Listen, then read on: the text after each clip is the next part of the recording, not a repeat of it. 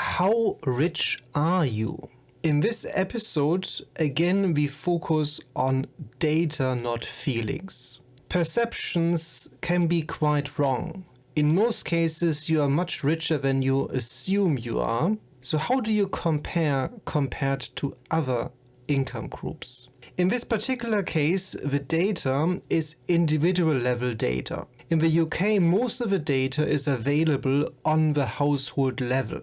And of course, then household composition matters. So in this particular case, we look at deciles based on individual incomes for retired people and not retired people. The links are available on my GitHub. The link for that is down below in the description. If you have any questions, please feel free to leave a comment. Apart from income level while working, it's also interesting to ask how much do you need in retirement. And there are various calculations.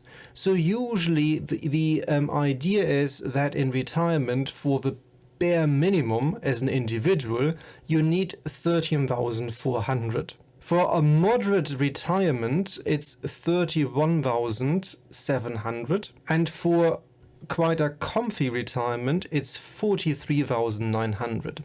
So how do these figures compare to the distribution of actual incomes? So when we look at the raw data, you need to do quite a bit of work and filtering, which I have done in this sheet. So if you do a filtering, you can go to data, select filter, and then you can select the respective category. Now the data goes all the way back to 2002, so you might even explore the effects of inflation, which I might do in a separate video.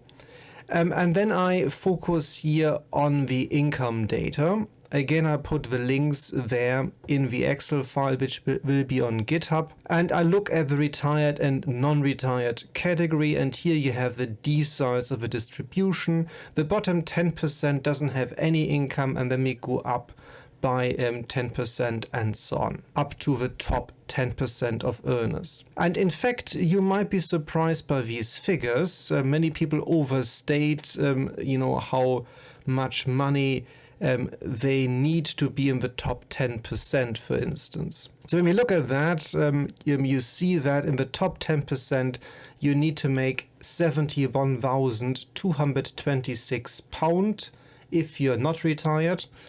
And as a retired person, 52,925. So again, looking at these figures and going back to what is an acceptable level in retirement, you notice that to go to the comfy level, 43,900, you have to be actually really in the top end of the distribution. So we talk here about the top 20%. So when it comes to an acceptable standard, so we go into the moderate level, 31,700. Now this actually, when you look at the distribution, means still that you are in quite a high level of earnings. So here we are at the 7th percentile, so the top 30% roughly. So that's still, I would say, quite high up there. And the minimum level is actually achieved by everyone. In this case, the bottom 10% don't have any reported income, but it doesn't mean there is no income. There might be other benefits, of course. Now, again, this is income, not considering any transfer payments. So I hope you enjoy that. I see you in the next one.